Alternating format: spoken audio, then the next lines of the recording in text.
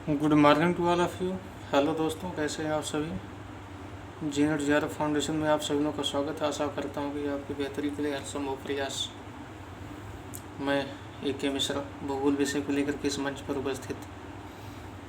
जैसा कि दोस्तों आप लोगों ने पहले भी देख चुका है कि TGT सिलेबस का डिस्कशन हो चुका है। आज की डेट में PGT सिलेबस डिस्कशन होगा, क्योंकि TGT से मैक्सिमम चीज़ें PGT में मिलती जुलती हैं, जिनकी वजह से PGT सिलेबस डिस्कशन भी कर लेते हैं। उसके बाद फिर हम किसी नए टॉपिक की शुरुआत करते हैं जो आपके सिलेबस के अकॉर्डिंग होगा। राइट, आपने देखा कि TGT में हम एस्ट्रोनॉमी का अध्ययन करते हैं, किसका, जो कि PGT में नहीं है। TGT और PGT में यही डिफरेंट होता है। जैसे TGT में कुछ टॉपिक नहीं है, PGT में है। TGT में आपका एस्ट्रोनॉमी पढ़ा आपने, ठीक है ना, खगोल की।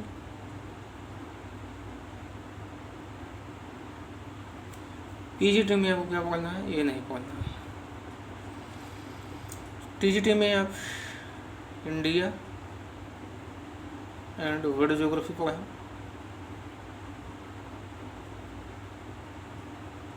यानी जिसको आप मैपिंग भूगोल बोलते हो, इसको यहाँ पढ़ना है।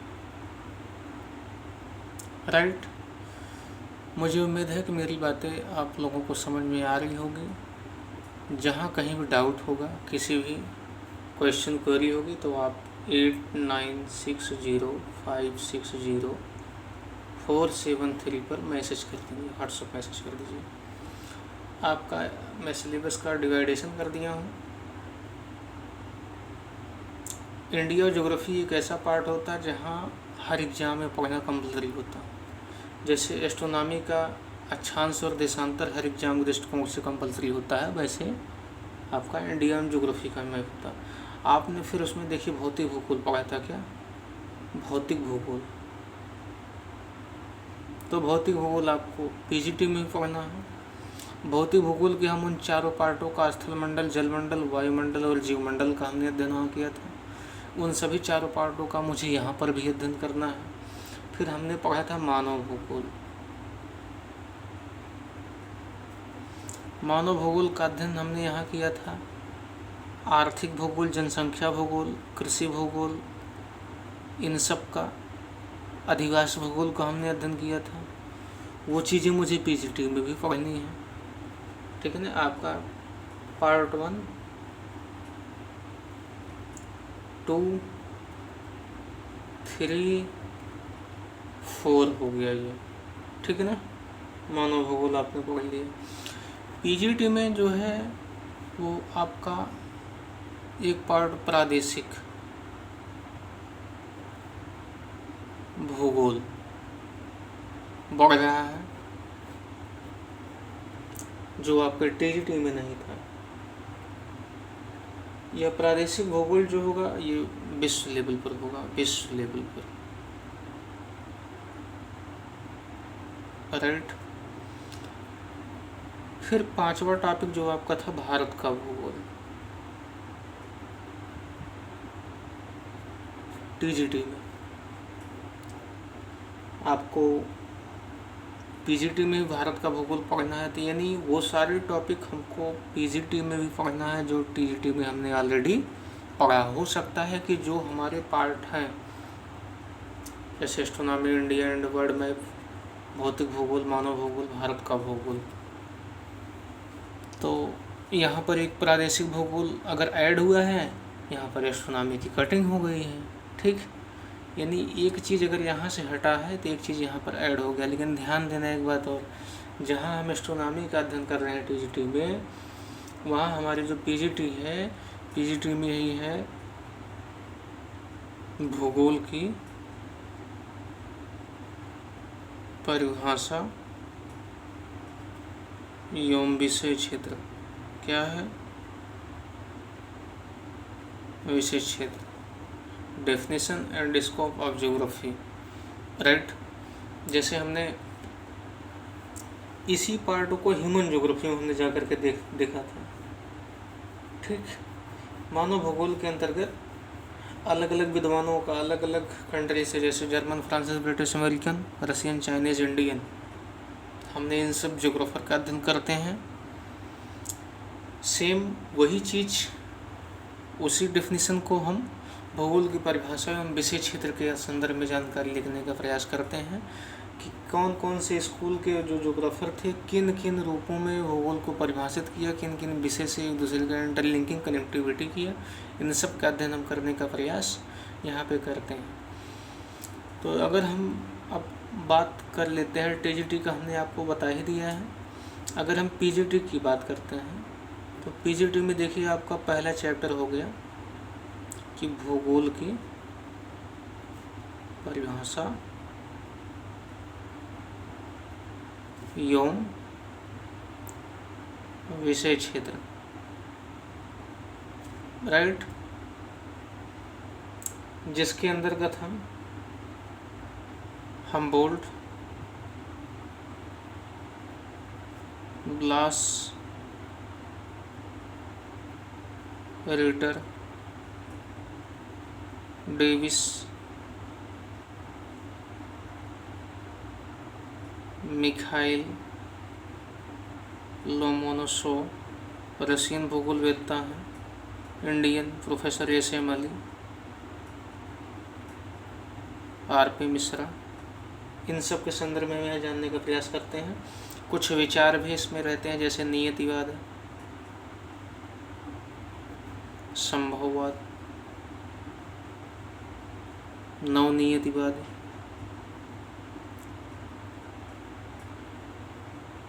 पर्यावरणवाद, इन सब का अध्ययन यहाँ करने का प्रयास करते हैं। ध्यान देना इस बात को। इसमें और भी विद्वान शामिल हो जाते हैं। ये तो हमने जर्मन, फ्रांसीसी, ब्रिटिश, अमेरिकन, रशियन, इन सब की हमने चर्चा की है। तो परिभाषा और विषय क्षेत्र के अंतर्गत हम इन सब चीज़ों का अध्ययन करते हैं, जो हमारे पीजीटी का प्रथम टॉपिक होता है, पहला पार्ट फर्स्ट। सेकेंड पार्ट में हम क्या अध्ययन करते हैं? भौतिक भूगोल का अध्ययन करते हैं। इस भौतिक भूगोल के अंतर्गत हम स्थल मंडल, जैसे हम टीजीटी में किया, हमने सेम कंडीशन पीजीटी में। अब देखिए, ध्यान देना एक बात को, एक ही चीज़ को हम कई बार नहीं रिवीजन करेंगे। क्यों? क्योंकि हमने ऑलरेडी इसके पहले के वीडियो में मेंशन कर चुका। उससे बची हुई चीज़ें जो पीजीटी में हमारे ऐड हो रही है, हम केवल उसी की चर्चा यहाँ करेंगे, राइट। तो हमारा वीडियो का जो फ्लो है, जो स्टेप है, स्टेप बाय स्टेप जब किसी चीज़ को आप फॉलो करोगे, ये वीडियो आपको तब समझ में आएगी पीजीटी सिलेबस एनालिसिस, जब इसके पहले आप टीजीटी का देखे रहेंगे, राइट। तो हर एक वीडियो का एक दूसरे से कनेक्टिविटी है, इंटरलिंकिंग है। तो आप सभी लोगों से एक रिक्वेस्ट है कि पीजीटी के सिलेबस को समझने के पहले टीजीटी के सिलेबस का वीडियो ज़रूर देख लेना, राइट। और जब भी आप इस वीडियो को देखो तो एक पेपर, एक पेन और सिलेबस का पार्ट आपके पास होना चाहिए। आप मिलान करते हुए चलिए, जो टॉपिक ऐड हो रही है उसको आप ऐड कर लीजिए, जो टॉपिक ऑलरेडी ऐड है उसको ऐड करने की ज़रूरत नहीं है। जहाँ कुछ छूटे वहाँ आप गाइड भी दे सकते हो, सुझाव भी दे सकते हो, क्योंकि आप भी कहीं न कहीं हमारे लिए जो है, जिस तरीके से हम आपके लिए कोचर काम करें, उसी तरीके से आपका एक ओपिनियन हमारे लिए, आपका एक कोचर हो, आप एक कोचर हो जाएंगे हमारे लिए, राइट। तो इन सब चीज़ों का ध्यान रख करके जो अध्ययन करने का प्रयास करते हैं, ठीक है ना। चलिए, भौतिक भूगोल में हम स्थल मंडल को देखते थे। स्थल मंडल में हमने सबसे पहले वहाँ पे रॉक्स पढ़ा था। रॉक्स में हमने खनिज, यौगिक, एलिमेंट, इन सब की चर्चा की थी। वॉल्केनो, अर्थक्वेक, माउंट, प्लेन, प्लेटो, इन सब की चर्चा हमने की थी। वो सारे पार्ट आपको यहाँ पे पढ़ेंगे। यहाँ पे एडवांस क्या हो रहा है, यहाँ पे स्टेप हो रहा है पृथ्वी की आंतरिक संरचना एवं संगठन, structure and composition of internal development in earth, यानी composition and structure of the earth. इन सब की चर्चा हम कहाँ करेंगे? पृथ्वी की आंतरिक संरचना में, राइट। फिर भौतिक भूगोल में और क्या ऐड हो रहा है भाई? स्थल मंडल में, स्थल मंडल में भूमंडल का निर्माण, यानी महाद्वीप का निर्माण कैसे हुआ, महासागरों का निर्माण कैसे हुआ, इन सब की चर्चा हम कर लेंगे। देखिए, यहाँ खनिज चट्टान के साथ ऐड है टीजीटी में। आपका ऐड नहीं था, इसका भी अध्ययन। भूसंचलन, ज्वालामुखी, भूकंप से संबंधित सिद्धांतों की चर्चा में यहाँ कर लेते हैं। अपर्दन चक्र आपने टीजीटी में पढ़ा, पीजीटी में भी इसका अध्ययन हम करते हैं। भूमिगत जल, वायु, समुद्र, हिमनद इत्यादि के यानी लैंडफॉर्म के बारे में विशेष रूप से थोड़ा ध्यान देना है।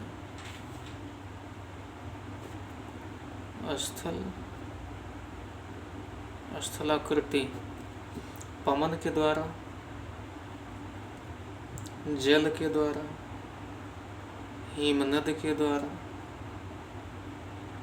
समुद्री तरंग के द्वारा, इन सभी के द्वारा निर्मित स्थलाकृतियों का अध्ययन हम करेंगे यहाँ पर। ठीक, स्थल मंडल में ये देखिए 2 टॉपिक आपके लिए विशेष तौर से ऐड हुआ है, राइट। फिर हम आ जाते हैं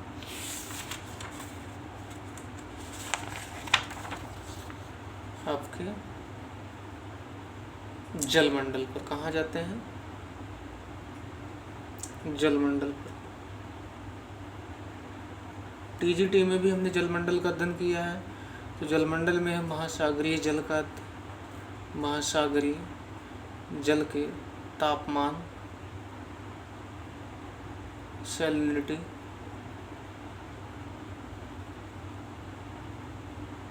महासागरीय धाराएं,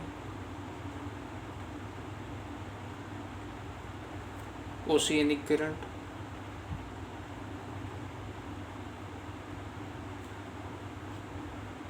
राइट। और क्या पढ़ते हैं हमने? ज्वार भाटा। देखिए ये सब टीजीटी में पढ़ना। प्रवाल भित्ति पढ़ना, ठीक। और क्या पढ़ेंगे? महासागरीय जल में प्रवाल, ज्वार भाटा, महासागरीय निक्षेप। देखो एक टॉपिक यहाँ एडवांस ऐड हो रहा है, क्या? महासागरीय निक्षेप, यानी महासागरों में जो अवसादों का जमाव होता है, ये थोड़ा सा एक ब्रॉड टॉपिक के रूप में हो जाएगा। आपके टीजीटी में नहीं है, देखो इसको पीजीटी में हमने जो है इसका अध्ययन करने का प्रयास किया। टीजीटी में नहीं मेंशन है, पीजीटी में। जलमंडल के बाद फिर हम वायुमंडल का अध्ययन कर लेते हैं। वायुमंडल में हम क्या पढ़ते हैं? वायुमंडल की संरचना एवं संगठन। ध्यान देना इस बात को। यह टॉपिक जो वायुमंडल की संरचना एवं संगठन आपका टीजीटी में दिया गया, ठीक, लेकिन पीजीटी में नहीं है। तो इसका मतलब है कि हम पीजीटी में इसको पढ़ेंगे नहीं। जो लोग केवल प्रवक्ता का एग्जाम देंगे, टीजीटी जिनको नहीं देना है, वो इसको इग्नोर ना करने, क्योंकि वायुमंडल की संरचना एवं संगठन, वायुमंडल की जो विभिन्न परतें होती हैं, क्षोभ मंडल, समताप मंडल, मध्यमंडल, आयन मंडल, बहिर्मंडल, ये सब जो हमारे जोन होते हैं, इनका अध्ययन ही हम तब कर पाएंगे जब संरचना एवं संगठन के बारे में अध्ययन किए रहेंगे। तो छुपे तौर पर या सिलेबस में ऐड है, बट लिखित तौर पे कहीं नहीं है, तो इसलिए इसको इग्नोर नहीं करना है, इसको भी पढ़ना है, ठीक। वायुमंडल की संरचना संगठन पढ़ने के बाद हम देखिए सूर्य तप,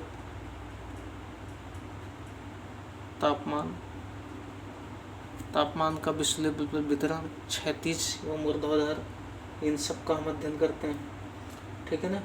वायुमंडल के बाद सूर्य तप, तापमान, फिर और क्या पढ़ते हैं? आर्द्रता, बादल, और क्या पढ़ते हैं? वर्षा यानी वर्षण। इन सब का जब कंबाइन करते थे हम जलवायु का वैश्विक वितरण,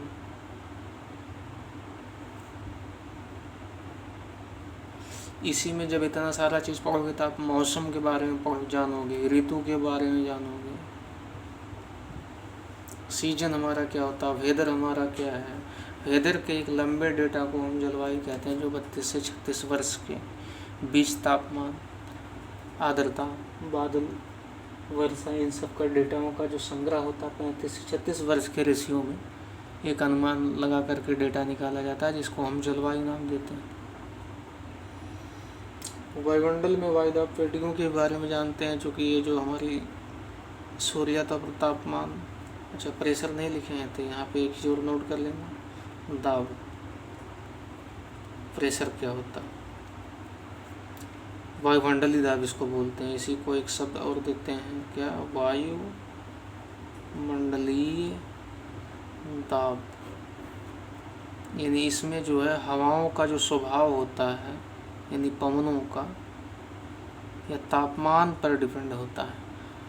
यानी तापमान अगर अधिक है, यानी हाई टेम्परेचर है, तो हवा कैसी होगी, हवा गर्म होगी, और गर्म होगी तो हवा हल्की होगी, हल्की होगी तो हवा ऊपर उठेगी। जब तापमान कम है तो हवा कैसी हो जाएगी, ठंडी, ठंडी है तो हवा भारी होगी, भारी होगी तो नीचे बैठेगी। इन सब स्वभाव के आधार पर एक प्रेशर जनरेट होता, इसी को हम कहते हैं वायुमंडलीय दाब। ठीक, जो मौसम के परिवर्तन का सर्वाधिक महत्वपूर्ण कारक के रूप में भी जाना जाता है। और इन्हीं दाब के अकॉर्डिंग अलग अलग जोन में, पृथ्वी के अलग अलग जोन में साइक्लोन यानी चक्रवात बनते हैं। और तो ये चक्रवात उष्ण एवं शीत दोनों प्रकार से हम इसका अध्ययन करने का प्रयास करते हैं, जो आपके सिलेबस में भी मेंशन है। वहीं आपका वायुमंडल में जो चक्रवात है, उस शीतोष्ण का अध्ययन देखो नहीं करना है। शीतोष्ण क्या, बल्कि मुझे लगता है कि इसमें आपका साइक्लोन है ही नहीं, चक्रवाती वर्षा दिया गया है। वर्षा के जो टाइप्स होते हैं, संवहनी, पर्वतीय, चक्रवाती, उसमें से चक्रवाती वर्षा आपको मिल जाएगी, लेकिन चक्रवात नहीं मिलेगा टीजीटी में। तो ध्यान देने की ज़रूरत है। जैसे कुछ टॉपिक देखिए यहाँ पर ऐड हो रहा है, साइक्लोन पीजीटी का पार्ट है, टीजीटी का नहीं। तो पता चला कि टीजीटी के सिलेबस में लोग साइक्लोन की चर्चा कर रहे हैं। तो इन सब देखिए डिफरेंट हमें यही सब ढूंढना होता है कि हमको क्या पढ़ना क्या नहीं पढ़ना है। जब तक हम अंतर नहीं जानेंगे इस चीज़ का, तब तक हम ऐसे फंसे रहेंगे। तो इन सभी चीज़ों से निकलने के लिए इन जीनेट JRF फाउंडेशन की तरफ से ये सर्विस आपको प्रोवाइड की जा रही है।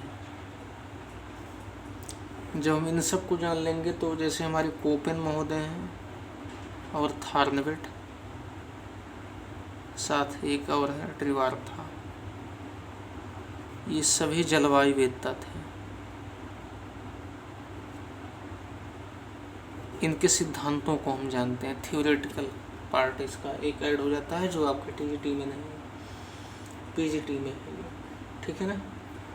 वायुमंडल में हम और क्या पढ़ते हैं,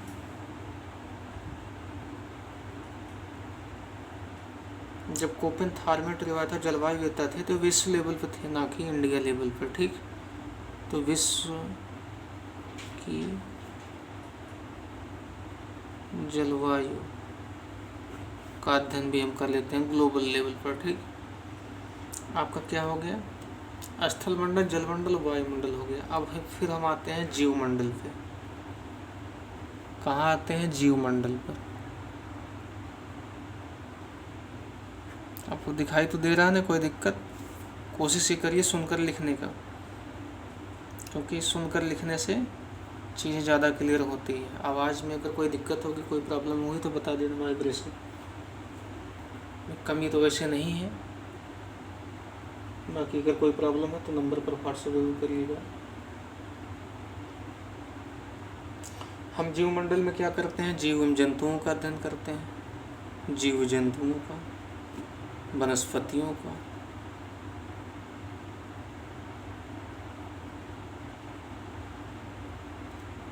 जीवमंडल में हम पर्यावरण का भी अध्ययन कर लेते हैं। जीव जंतु वनस्पति के अंदर पर्यावरण का, तो पर्यावरण जो जीवमंडल है इसमें मानव भी एक जीव के रूप में, तो मानव पर्यावरण की बात हम कर लेते हैं। मानव पर्यावरण के अंतर संबंधों की बात कर लेते हैं, एक दूसरे से संबंधित कैसे। ये सारा पॉइंट आपका क्या है, सिलेबस में मेंशन है। ठीक, जब हम मानव पर्यावरण के अंतर संबंधों की बात कर लेते हैं तो इन सबकी जो पारिस्थिति एक परितंत्र के रूप में, पारिस्थितिकी तंत्र का अध्ययन कर लेते हैं, पारिस्थितिकी तंत्र का अध्ययन कर लेते हैं तो इनके संरक्षण की बात करते हैं। परिरक्षण की बात करते हैं, वायु रिजर्व, ठीक है ना, इन सब की हम बात करते हैं। कहाँ पर? जीवमंडल, जैवमंडल में हम बात करते हैं। बायोडाइवर्सिटी की बात कर लेते हैं, जैव विविधता हॉटस्पॉट की बात हम कर लेते हैं। तो ये रहा आपका क्या? Physical part, right. Physical part में आपने स्थल मंडल, जलमंडल, वायुमंडल, जीवमंडल की चर्चा आपने कर ली। अब आते हैं हम सीधा ह्यूमन पर।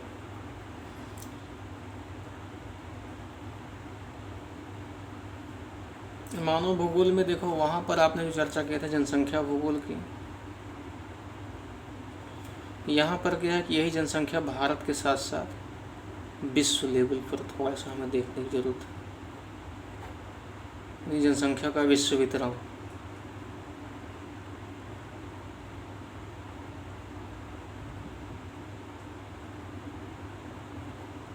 राइट। फिर हम आगे बढ़ने का प्रयास करते हैं। अगर हम मानव भूगोल का अध्ययन करते हैं तो यहाँ पर जैसे क्या मानव पर्यावरण का अंतर संबंध आप कई जगह देख लिए, ठीक है ना। मानव पर्यावरण का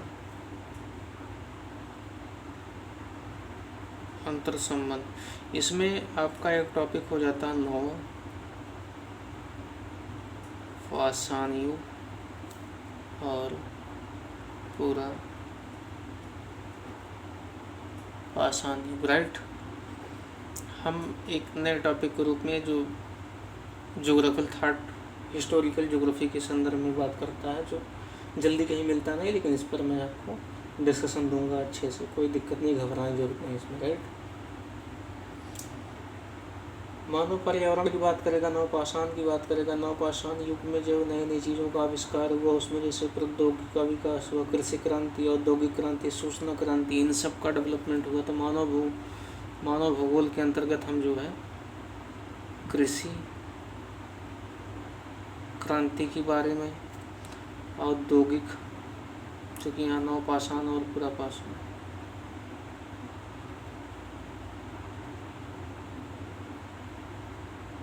इन सब की चर्चा करता है। सूचना क्रांति, क्रांतियाँ तो बहुत है, लेकिन ये सब विशेष हैं पीजीटी के लिए, ध्यान देना इस बात को, जो आपके टीजीटी में नहीं मेंशन था, पीजीटी में है, राइट।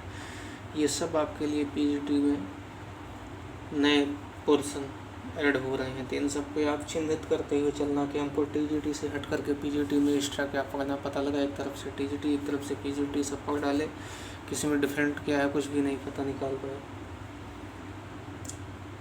ठीक है ना।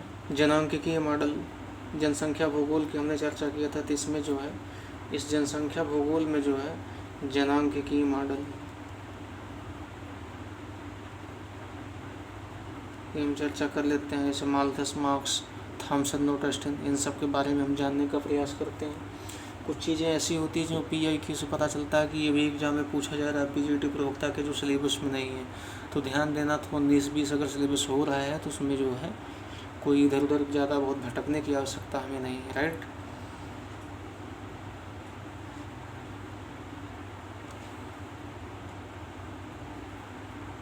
चलिए देखते हैं श्रृंखला की अगली कड़ी में। आपने मानव भूगोल में जो है जनसंख्या भूगोल, उससे संबंधित जो कुछ मोटी मोटी बातें थी उसको हमने अध्ययन करने का प्रयास किया। फिर इसमें आ जाता है आर्थिक भूगोल। आर्थिक भूगोल में मानव भूगोल का पार्ट नंबर 2 है ये। आर्थिक भूगोल में हम कृषि की बात कर लेते हैं, उद्योग की बात कर लेते हैं। कृषि में एक वर्ष में होने वाली फसलों के उत्पादन की बात करते हैं। उद्योगों में किसी भी औद्योगिक औषधि का निर्धारण और उसका रॉ मटेरियल होता है, कच्चा माल। कच्चे माल में जैसे कॉटन मिल हमें लगाना है तो कॉटन के आसपास होना चाहिए, जिसमें ट्रांसपोर्टेशन चार्ज की बचत हो सके। अब हमको लौह इस्पात उद्योग लगाना है तो लोहा और कोयला के पास में लगाना होगा। इन सब चीज़ों की हम बात यहाँ करते हैं। तो ये सब एक तरीके के संसाधन है। तो आर्थिक भूगोल में जो हमारा चैप्टर हो जाता है कृषि उद्योग, इसके लिए हम संसाधन है हमारा क्या है, जैसे खनिज एक संसाधन, मानव एक संसाधन, खनिज हमारा क्या है, धातु के माँ धातु खनिज है, अधातु। मानव एक संसाधन के रूप में विश्व लेवल पर एक समस्या बनती जा रही है, जो कि संसाधन का सर्वाधिक महत्वपूर्ण कारक है। इसको भी हम इसमें जो है ऐड कर अध्ययन करने का प्रयास करते हैं। विश्व के उद्योगों में औद्योगिक क्रांति कब, इसमें देखो चैप्टर यहाँ ऐड है, औद्योगिक क्रांति की चर्चा हम यहाँ कर लेते हैं मित्रों। जब हम उद्योग की बात करेंगे तो उद्योगों के स्थानीयकरण, किसी भी उद्योग का लोकलाइजेशन कैसे किया जाता है, उसकी अवस्थिति में जो प्रमुख सिद्धांत था हमारे, जैसे वेबर के द्वारा, लाश के द्वारा, ठीक है ना,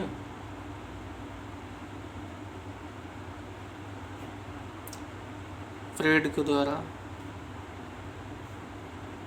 विलियम किर्क, ये सब क्या है, उद्योगों की अवस्थिति को निर्धारित करने वाले कारकों में सर्वाधिक जो महत्वपूर्ण कारक होते थे, उन सब चीज़ों की चर्चा ये लोग करते थे अपने अपने सिद्धांत में। जैसे न्यूनतम परिवहन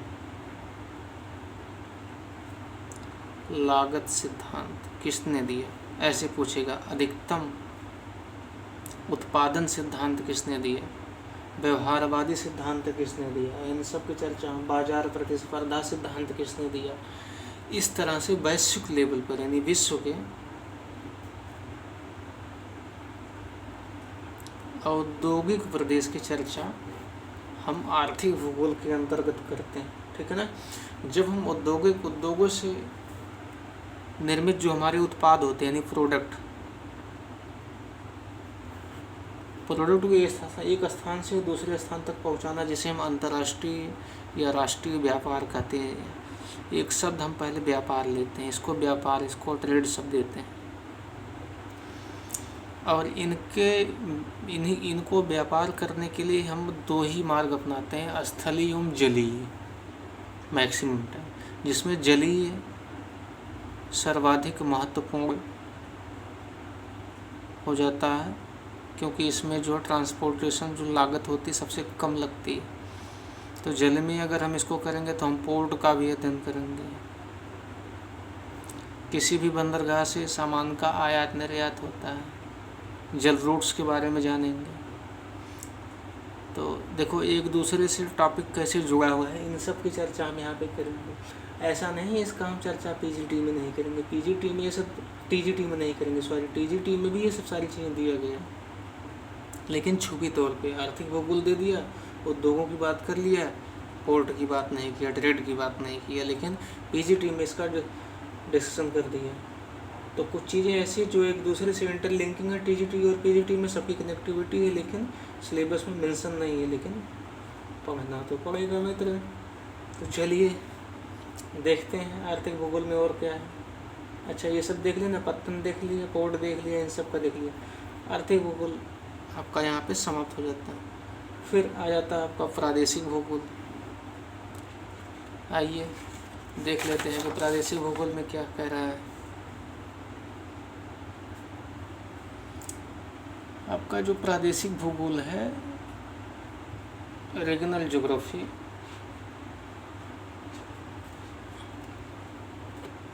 इस प्रादेशिक भूगोल के अंतर्गत हम क्या करते हैं,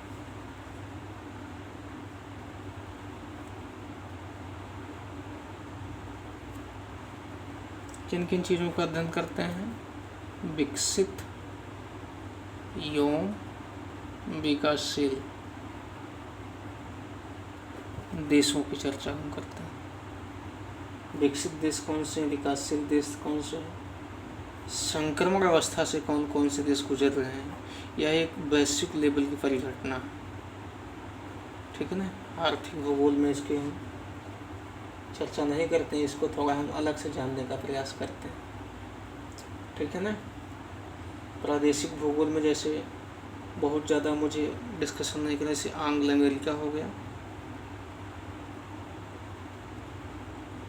आंग्ल अमेरिका किसे कहते हैं ये हम वर्ल्ड मैप में बताएंगे। लैटिन अमेरिका किसे कहते हैं, मिड अमेरिका किसे कहते हैं, अमेरिका किसे कहते हैं, राइट।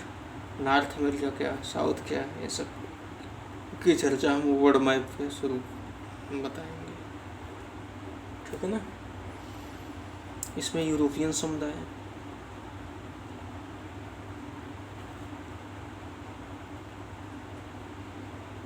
चीन की बात हम करते हैं, रूस की बात हम करते हैं, जापान की बात हम करते हैं, कोरिया की बात हम करते हैं, इन सब को चर्चा हम यहाँ करते हैं। दक्षिण पूर्व एशिया की, कोरिया नहीं सॉरी, दक्षिण पूर्व एशिया की चर्चा हम यहाँ करते हैं, राइट। प्रादेशिक भूगोल के अंतर्गत हम इसका अध्ययन करते हैं जो हमारे टीजीटी में नहीं ऐड है, पीजीटी में है। फिर आते हैं हम जो हमारा लास्ट टॉपिक हो जाएगा भारत का भौगोलिक स्वरूप। भारत के भौगोलिक स्वरूप में देखिए हम प्राकृतिक स्वरूप,